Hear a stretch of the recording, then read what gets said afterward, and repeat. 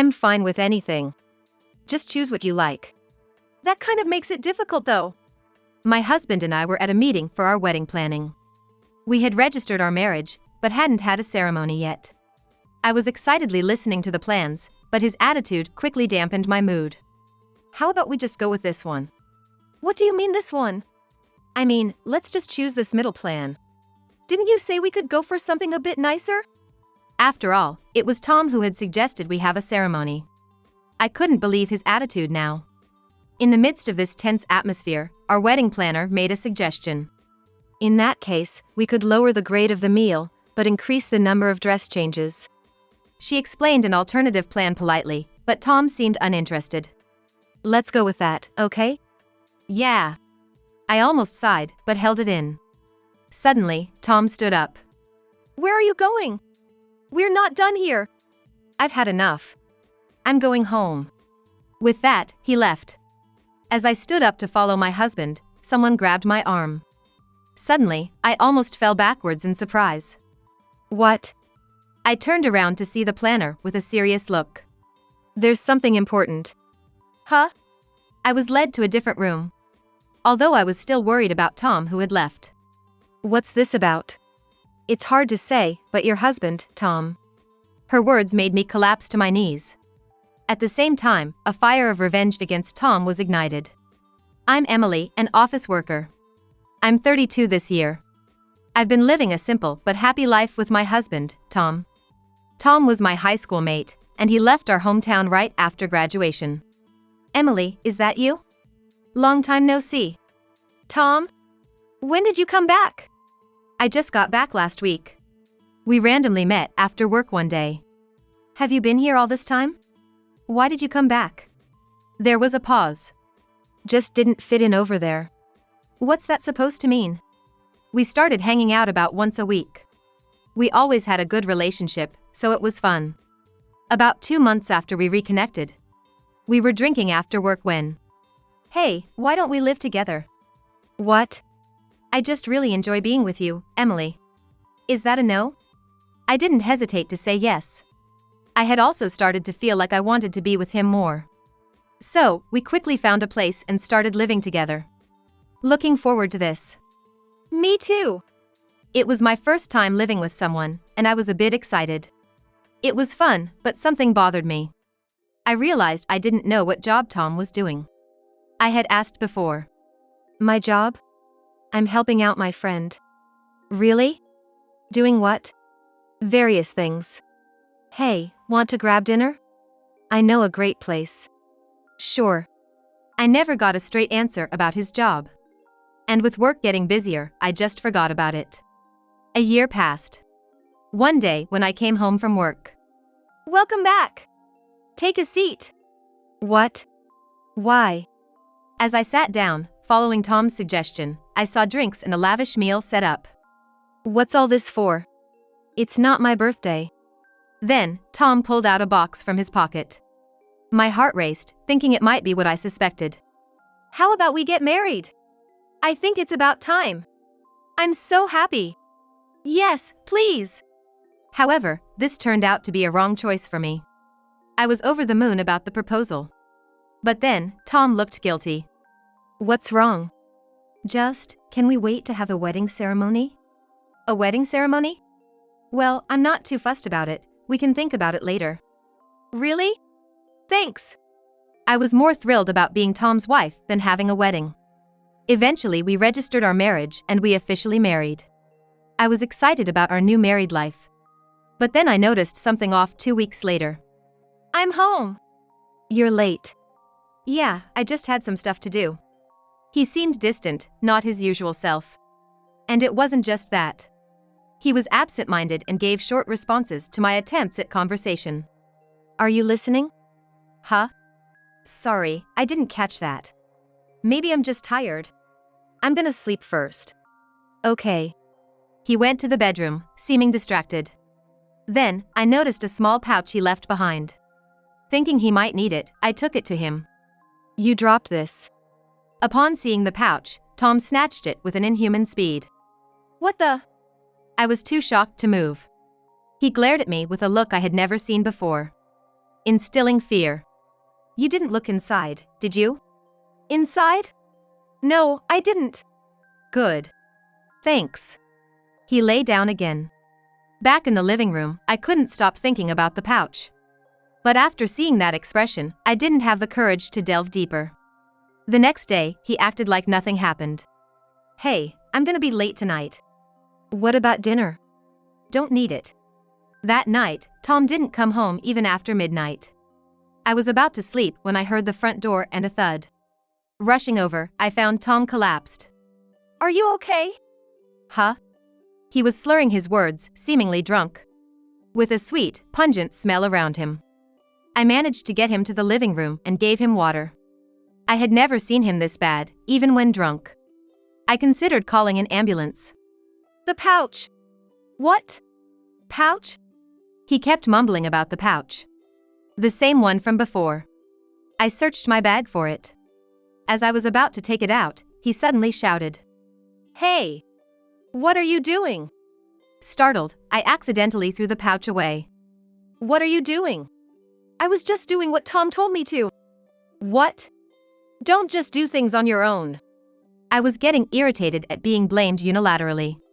You said the pouch, right? What's even in it anyway? That's none of your business.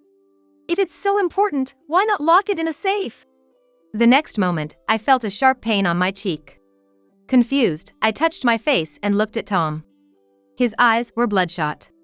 It's because you meddle too much. If you do something like this again, it won't end here. His intensity left me speechless. Tom stood up, staggering, and left the house. All I could do was rub the cheek he had hit. After that, Tom started coming home less. He would return just as I was leaving for work. Off to work? See you later. You have the day off today? Huh? Oh yeah, I'm off. He was invariably drunk. And he also had a strong, unfamiliar smell. It reminded me of something I couldn't quite place. Like a perfume, but I didn't know what it was at the time. Then one day, despite hardly having any proper conversations, Tom surprisingly suggested with a smile. It's not really an apology for what happened, but how about we have the wedding ceremony? A ceremony? Yeah, a wedding ceremony. We haven't had one, right? Why all of a sudden? I was wary since he had shown no signs of such a plan. Let's just do it. It'll be good, right? Okay. At that moment, I was afraid of what might happen if I refused.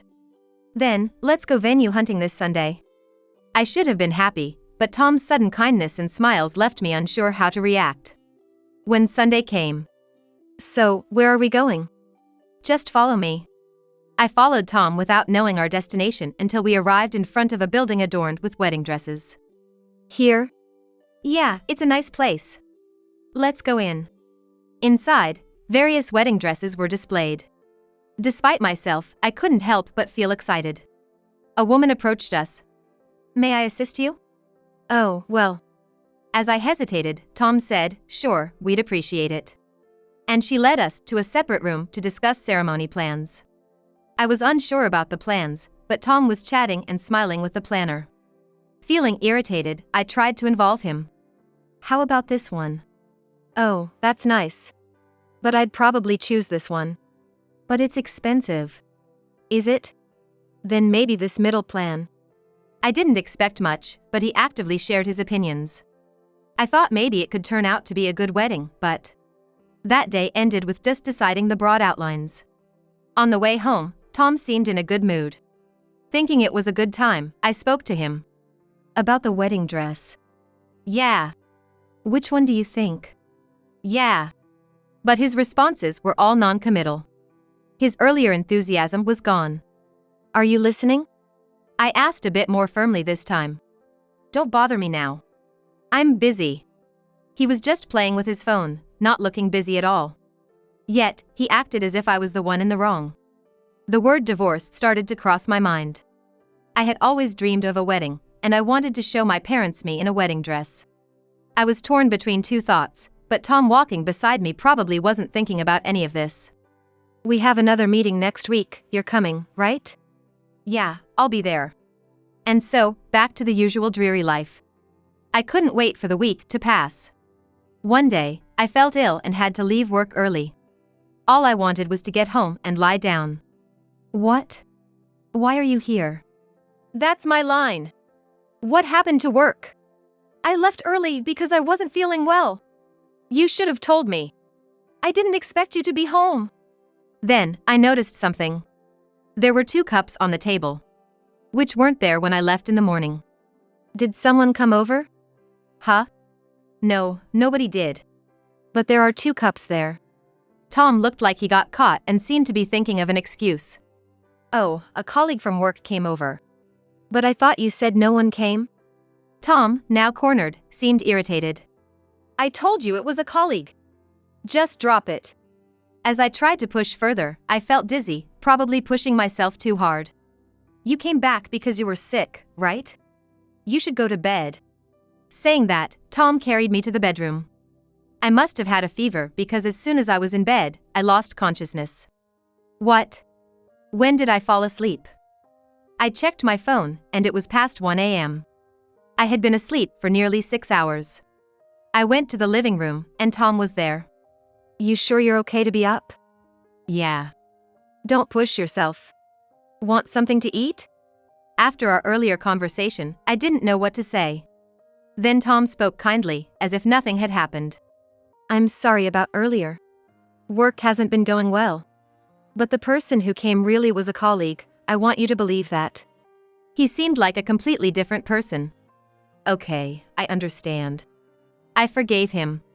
Maybe I shouldn't have. But being treated kindly felt good.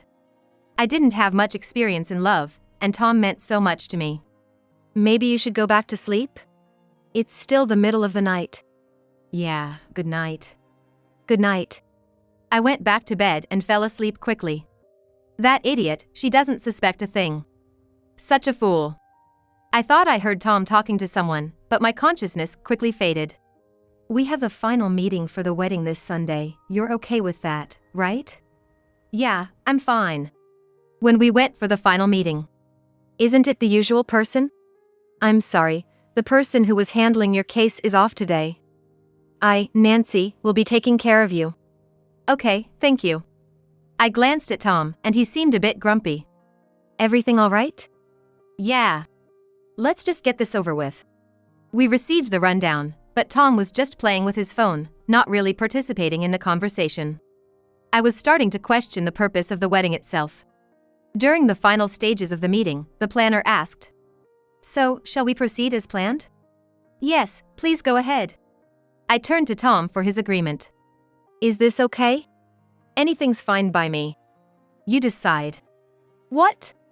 That's not helpful. My excitement while listening to the plans quickly faded. How about we just go with something normal? Normal? What do you mean by normal? You know, nothing too extravagant. What? But we've already decided on the arrangements. Are you suggesting we change the plan now? You said before you didn't want anything expensive, right? It was Tom who had first suggested having a ceremony. And I couldn't believe his attitude now. In the tense atmosphere, our planner, Nancy, suggested an alternative. If it's okay, we can lower the meal grade and increase the number of dress changes. She politely explained the options, but Tom showed no interest. Let's go with that. That's okay, right? Yeah. I almost sighed but held it in. Suddenly, Tom stood up. Where are you going? We're not done here. I've had enough. I'm leaving first. Wait. But Tom ignored me and left. What's going on now?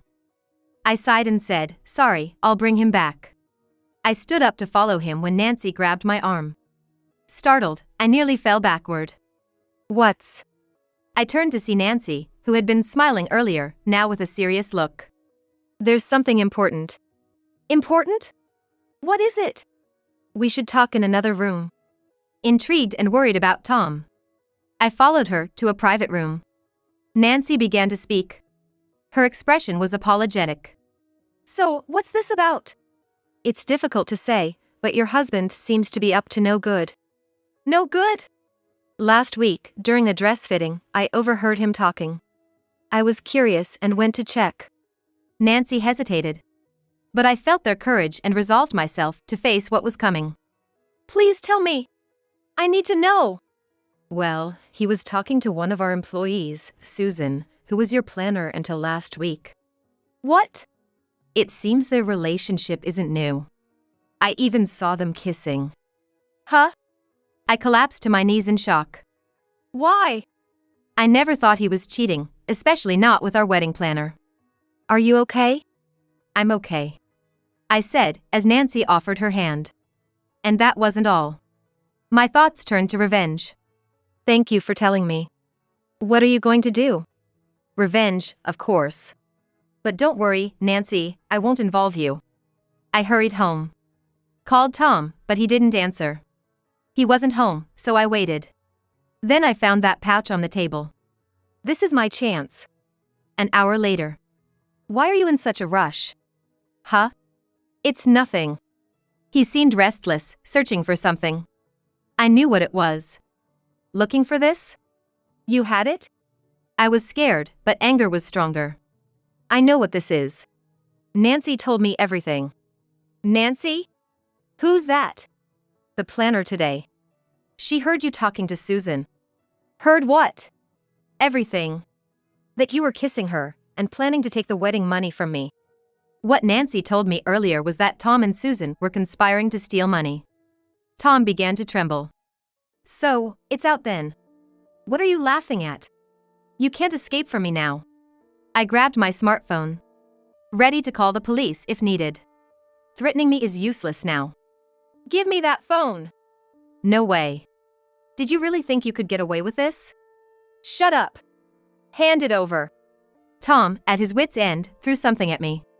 But fortunately missed. I called the police. What are you doing? I'm calling the police. You're the one who can't escape. Maybe you should run?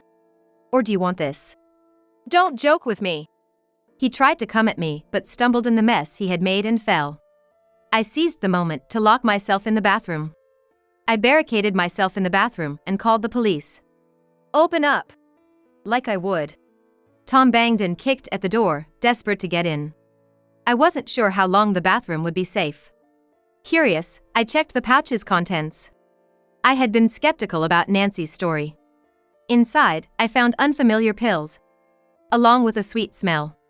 This confirmed the source of the smell I had noticed on Tom earlier. About 15 minutes later, the front door opened. The police had arrived. What the hell? Get off me. Don't touch me.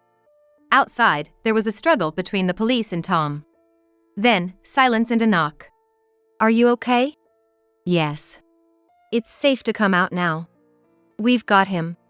I emerged to see Tom surrounded by police, looking defeated. I handed over the pouch to the police. This is what he had. Thank you. The police checked the contents and called someone. More officers arrived. Is this definitely your husband's? Absolutely. He always kept it close. In front of Tom, they investigated the pills. You'll be under investigation for violation of drug laws. Handcuffs clicked on Tom's wrists. I felt no sadness, only a sense of justice. But more than that, after being deceived all this time, I can't help but think he got what he deserved. You've made my life hell. Remember this. To think you were such a scumbag. You belong behind bars. Just wait. I'll be back. If you can. Tom was taken away by the police. I had been foolish not to act sooner. I couldn't help but think that I should have acted sooner. But now I feel liberated. There would be no wedding, but it was far better than continuing this life. I wonder what I should do next. Maybe start with a divorce. There's no time to dwell on sentimentality. There's still so much to do. Later, I headed to the police station. The police had contacted me for a precautionary test. Of course, the result was negative. You can visit him if you want. What would you like to do? Please arrange it. Understood. We'll contact you later about the schedule. I was a bit excited. I wanted to see what condition he was in after all this. A week later, I had the chance to face him. In the visiting room, Tom looked nothing like his former self, completely worn out. Good to see you're doing well. Does it look like it? Why are you here? Just to let you know. We're in the process of getting a divorce. What? Yes. You were cheating, remember? Do you have proof? You'll see soon enough. That's all I wanted to say. Get out! Leaving the visiting room, I couldn't help but laugh. To think he'd fallen so far due to drugs. Later, I learned from the police that the wedding planner, Susan, had been arrested. They found a similar pouch in her room. During the interrogation, she was quite talkative, admitting to being lured by Tom into using drugs and other details. She also confessed to the affair. The mystery of the 2 cups in my apartment was solved. It was her. Now to finalize the process, the request was accepted. Thanks to my lawyer, the divorce was finalized, and I was finally free. The apartment was under my name, so I canceled the lease and disposed of Tom's belongings. I'm considering moving. But before that, I have one more place to visit. Hello, Nancy. You are. Thank you for everything last time. It's all thanks to you. I didn't do much. You helped me a lot. And your husband? We're divorced. If I ever plan a wedding again, I'll come here. With that, I left the shop. I later found out that Tom had been arrested for drug-related issues even before coming back to me. Now, he's serving a sentence. I can't help but laugh thinking about it. He should stay in there for life. Now, I'm ready to start a new life in a new place. I'm alone, but not lonely. In fact, I'm quite excited about it.